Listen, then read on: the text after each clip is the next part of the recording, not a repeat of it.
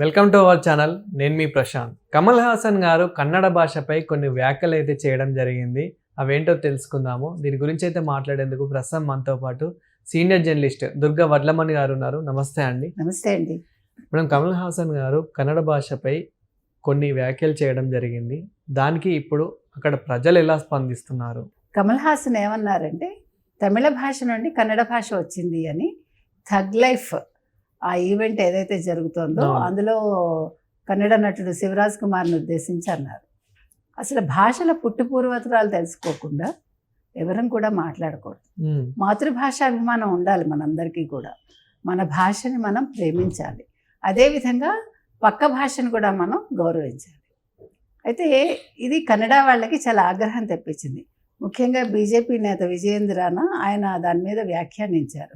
మీరు మా సినిమాల్లో కూడా నటించారు, మీరు వేరే భాషలను గౌరవించడం కూడా నేర్చుకోండి, మీరు చాలాసార్లు చాలా అనుచిత వ్యాఖ్యలు చేస్తూ వస్తున్నారు అని అన్నారు ఆయన. ఇప్పుడు మన అసలు భాషల పుట్టుపూర్వతరాలు తెలుసుకుంటే మీకు మొత్తం ప్రపంచంలో 10 ఏమంటారు కుటుంబాలు ఉంటాయి, భాషా కుటుంబాలు. అందులో 4వది మన ద్రావిడ భాషలకు సంబంధించిన ద్రావిడ భాషా కుటుంబం. ఇందులో మీకు 30కి పైగా భాషలు ద్రావిడ భాషలు ఉన్నాయి. ఆ ద్రావిడ భాషలను ఏం చేశారంటే మళ్ళీ 3 విభాగాలు చేశారు. దక్షిణ ద్రావిడ భాషలు, మధ్య ద్రావిడ భాషలు, అదేవిధంగా ఉత్తర ద్రావిడ భాషలు. మన తెలుగు మధ్య ద్రావిడంలోకి వస్తుంది. ఈ దక్షిణ ద్రావిడంలోకి ఇది తమిళం, కన్నడ వస్తాయి. మీకు ఉత్తర ద్రావిడంలో కురుక్, మాల్తో, బ్రాహుయి అని 3 భాషలు ఉంటాయి. బ్రాహుయి మీకు విడిపోయినప్పుడు కొంత భాగం పాకిస్తాన్లో కూడా బ్రాహుయి మాట్లాడతారు. మళ్ళీ అలాగే పంజాబ్ దగ్గర బ్రాహుయి మాట్లాడతారు. అంటే ఇవన్నీ కూడా ఒక కుటుంబానికి చెందినవి. ఈరోజు ఈయన అన్నదానికి నేను ఎందుకు వివరణ ఇస్తున్నానంటే, ద్రావిడ భాషలన్నీ కూడా ఒక మూల ద్రావిడ భాష నుంచి వచ్చాయి. ప్రోటో ద్రవిడియన్ లాంగ్వేజ్ అంటారు.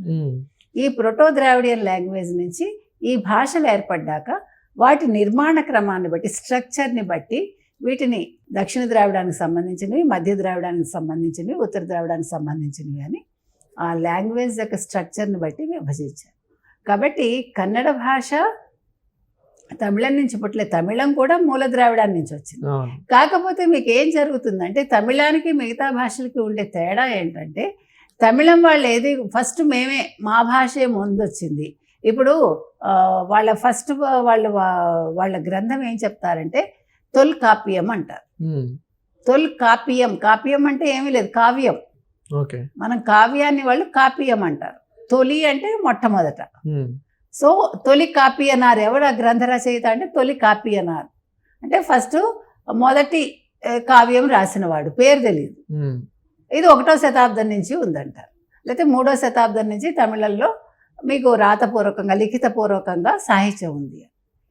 మీకు తెలుగు వాళ్ళ దాకా వచ్చేసి తెలుగు వాళ్ళు ఏంటంటే, ఇవాళ మీరు ఒకవేళ తెలుగు భాష 1వ శతాబ్దం నుంచి ఉంది అని అన్నారు అనుకోండి, వెంటనే 10 మంది కాదండి ఇది 6వ శతాబ్దం నుంచే ఉంది, కాదు 7వ శతాబ్దం అండి.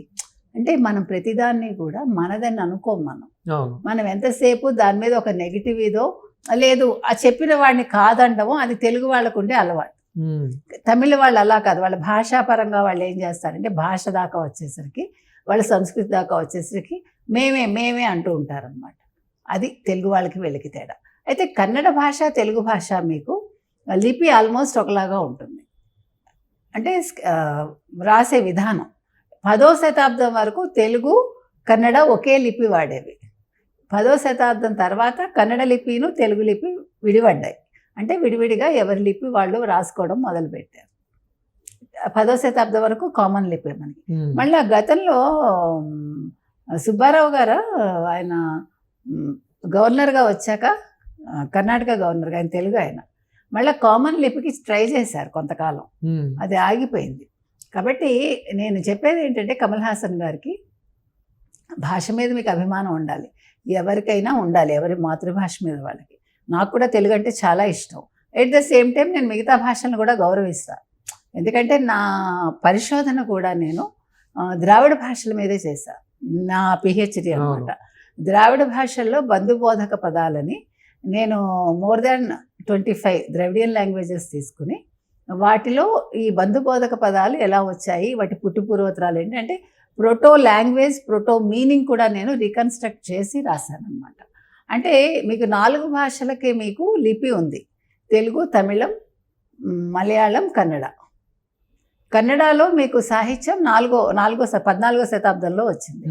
మీకు తమిళంలో ఫస్ట్ వస్తే సెకండ్, తెలుగు, కన్నడ ఆల్మోస్ట్ ఒకేసారి వచ్చాయి మీకు సాహిత్యం, అంటే లిఖితపూర్వకంగా వచ్చింది. కాబట్టి నేను అనేది ఏంటంటే ఏ భాష తక్కువ ఎక్కువ ఏం లేదు. ఇప్పుడు మనం కూడా మొట్టమొదటి కావ్యం మొట్టమొదటి రాసిన వాడు అని అన్నాం అనుకోండి, 1వ శతాబ్దం నుంచి మంది కూడా ఉందని చెప్పుకోవచ్చు. అది కాదు కదా, మనం పరిశోధన చేసి ఒక అంశాన్ని మనం దాన్ని అంటే చెప్పగలగాలి. అంటే కమల్ హాసన్ గారికి ఇదంతా తెలియదు అంటారా? నార్మల్గా ఖచ్చితంగా తెలియదు. ఏ ఉద్దేశంతో? ఖచ్చితంగా ఆయన లింగ్విస్టిక్స్ చదువుకోలేదు, ఆయనకి ఇవన్నీ తెలియదని నేను అనుకుంటున్నాను. ఎందుకంటే తెలిసిన వాళ్ళైతే ఇలా మాట్లాడరు. భాష మీద అభిమానం ఉండొచ్చు, కానీ అక్కడ స్టేజ్ మీద మీ గొప్పతనం చూపించుకోవటానికో లేదు మీ భాషాభిమానం చూపించుకోవటానికో మీరు ఈ రకంగా మాట్లాడక్కర్లేదు. ఈయనే కాదు, ఎవరైనా అంతే. ఇప్పుడు ఇండో ఆరియన్ కూడా మనకి భారతదేశంలో 4 కుటుంబాలే ఉన్నాయి. ఒకటి ద్రవిడియన్ కుటుంబం ఉంది, ఇండో ఆరియన్ కుటుంబం ఒకటి, తర్వాత ఇంకొక 2 కుటుంబాలు ఉన్నాయి అన్నమాట. అంటే మొత్తం నేను అనేది భాషా కుటుంబాలు అంటారు వాటి. కాబట్టి మొత్తం ప్రపంచంలో 10 కుటుంబాలు ఉంటే భారతదేశంలో 4 కుటుంబాలు ఉన్నాయి.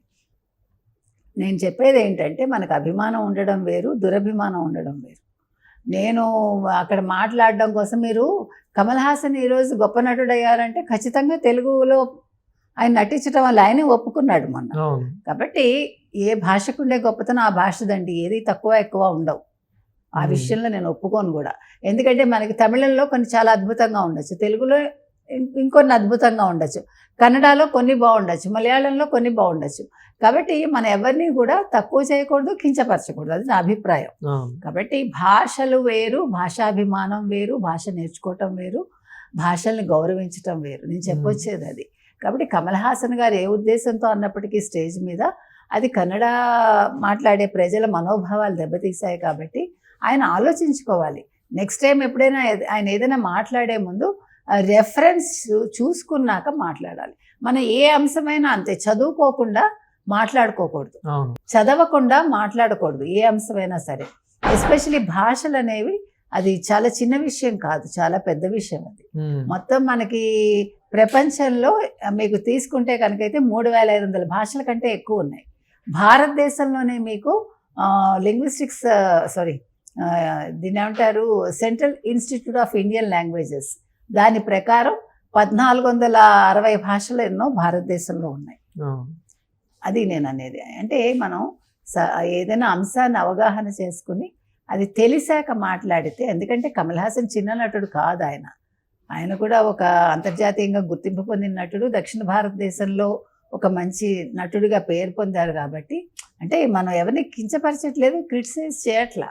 ఆయన తెలుసుకుని మాట్లాడుంటే ఈరోజు ఈ విమర్శ ఎదుర్కొని ఉండకపోదురు ఆయన. కాబట్టి దాని క్లారిఫికేషన్ ఇస్తే బాగుంటుంది ఆయన. Thank you madam. Thank you.